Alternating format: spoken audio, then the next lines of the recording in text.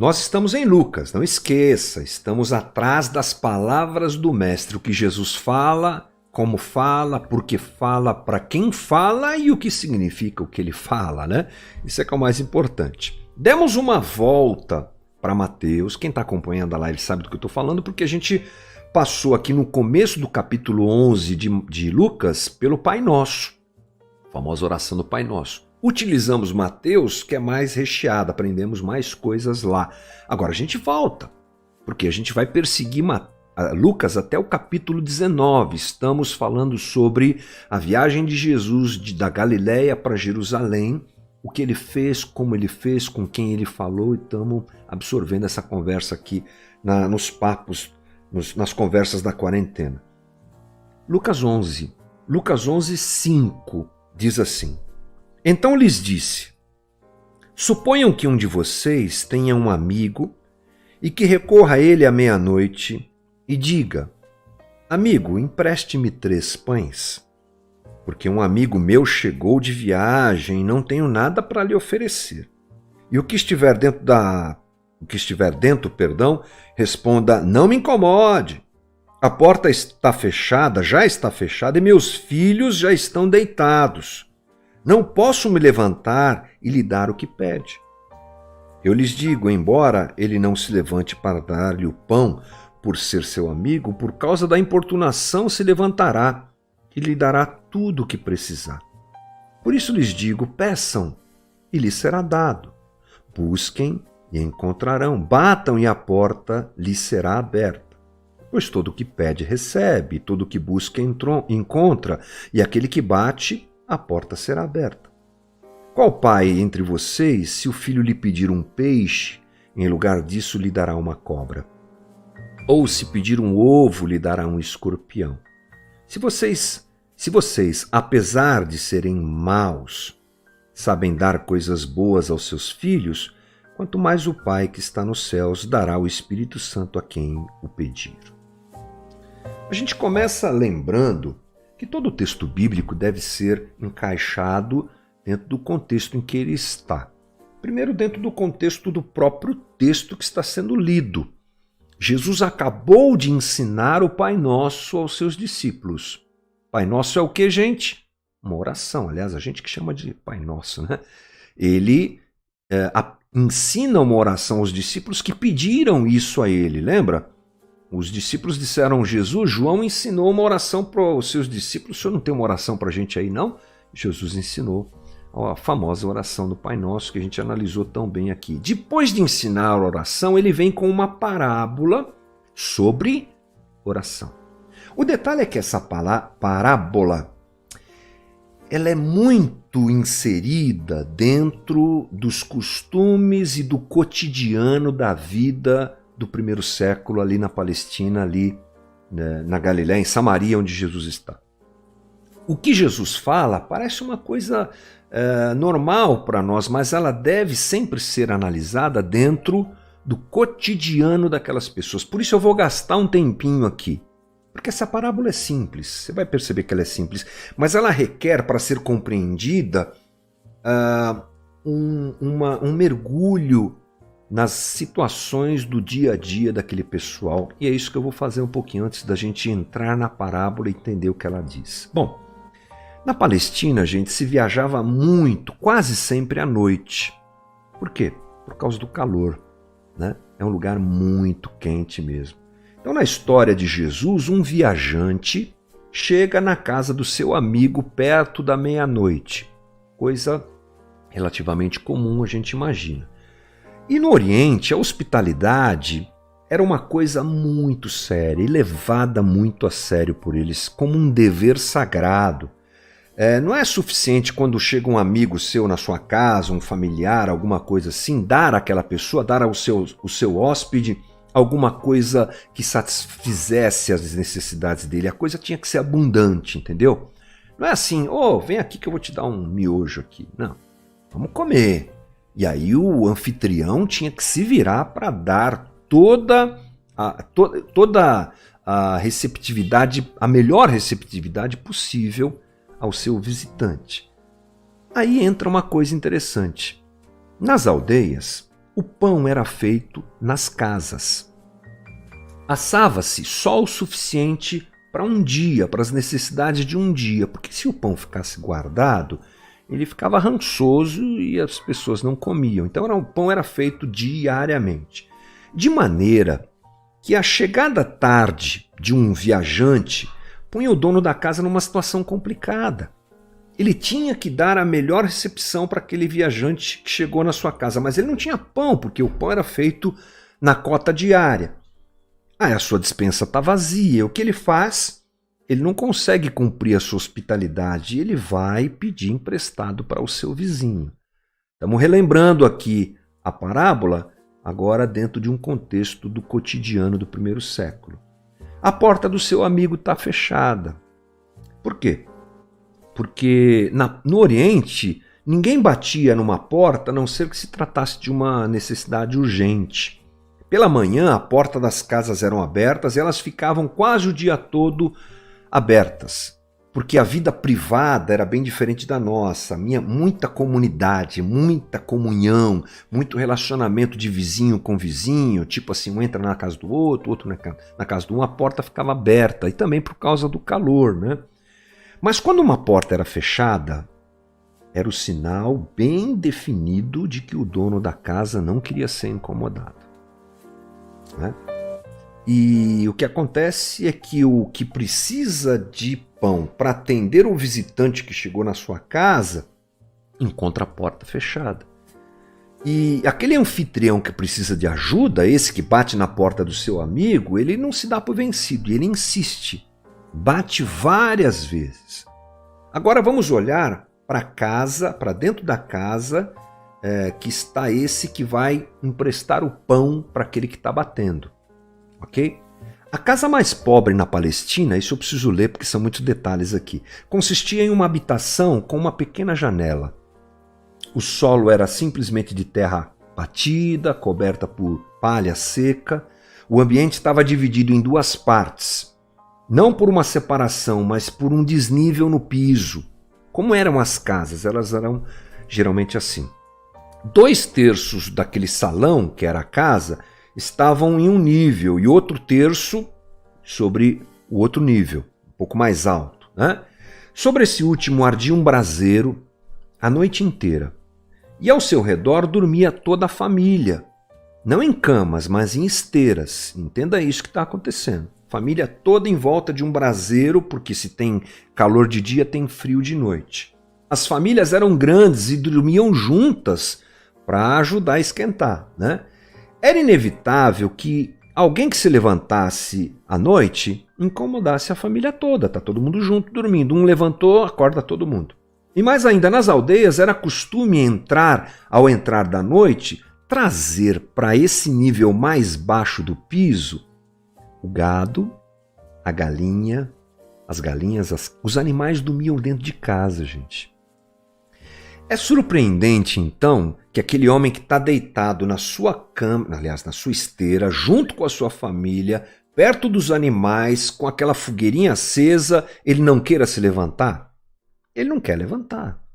Por isso que ele responde que não vai atender aquele homem que bate na sua porta pedindo pão. O anfitrião, ele insiste, sem vergonha. É o que diz o texto no grego, sem vergonha.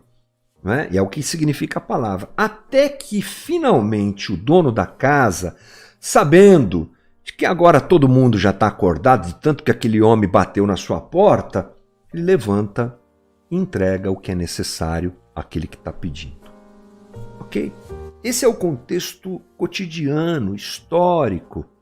Essa é a análise que a gente deve fazer para entender essa parábola. Essa história, ela tem a ver com oração. E a primeira coisa que eu preciso dizer para você é o que ela não significa. A lição dessa parábola não é que nós devemos insistir na oração e bater e bater e bater até que Deus fique cansado e nos atenda. Até que a gente force Deus a atender a gente. Geralmente é assim, né?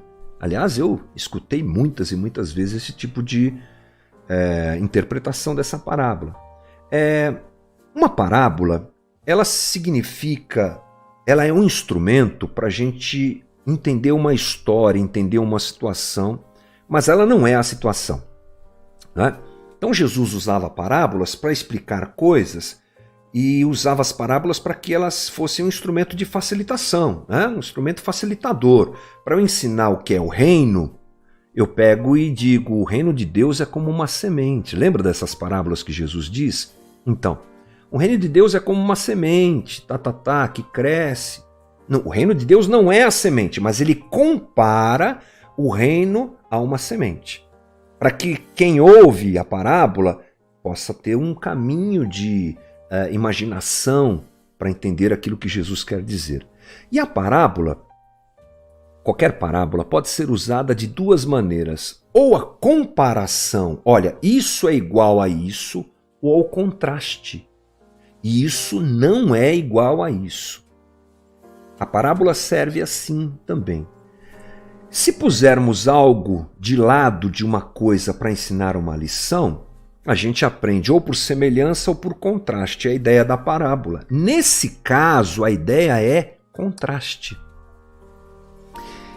Essa parábola, ele está dizendo o seguinte: se um dono de uma casa rude e indisposto, no final pode ser pressionado pela persistência sem vergonha de um amigo para lhe dar o que deseja, quanto mais Deus, que é Pai amante, ele não suprirá a necessidade dos seus filhos. Se vocês que são maus, disse Jesus, sabem que estão obrigados a suprir as necessidades dos seus filhos, quanto mais Deus. Então vamos parar aqui. O detalhe é que geralmente nós nos colocamos, olhando para essa parábola, da perspectiva daquele homem que foi bater na porta do seu vizinho. E aprendemos o seguinte, é isso aí, tem que bater mesmo, para que Deus faça o que eu quero.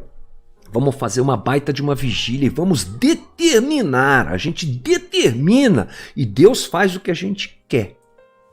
Isso não tem lógica. Isso não tem lógica. Na relação nós-Deus, Deus é Senhor e nós somos servos. Ponto. Ah, mas no texto bíblico nós temos, por exemplo, a história de Ezequias, o rei de Israel, que pede para Deus, insiste, e Deus dá a ele 15 anos. É uma história boa para se pensar assim, mas é uma história. Talvez se a gente garimpar um pouco mais, nós vamos encontrar mais algumas. Mas o que eu faço com Jesus que pediu e Deus não deu a ele mais nenhum dia de vida? Quando a gente cria uma doutrina, essa doutrina, aliás, doutrinas não se criam, né? Mas quando uma doutrina nos é apresentada, ela não é apresentada em cima de um fato bíblico, de um versículo bíblico, de um texto bíblico. Uma das premissas da teologia é que um dogma, um preceito, uma doutrina deve ter uma base bíblica muito grande. Então não é porque Ezequias recebeu mais anos de vida porque persistiu em oração que essa é uma realidade absoluta e ponto, porque o texto bíblico como todo não mostra isso. Deus não me serve. Eu que sou servo de Deus. Aqui a ideia é apresentar o contraste de um homem mal-humorado, dormindo com a sua família numa noite de frio, dentro de casa, incomodado pelo amigo, se até esse cara se levanta para atender o que foi pedido, quanto mais Deus. A ideia aqui de Jesus é apresentar um Deus amoroso. Ele acabou de ensinar o Pai Nosso. Lembra que nós falamos?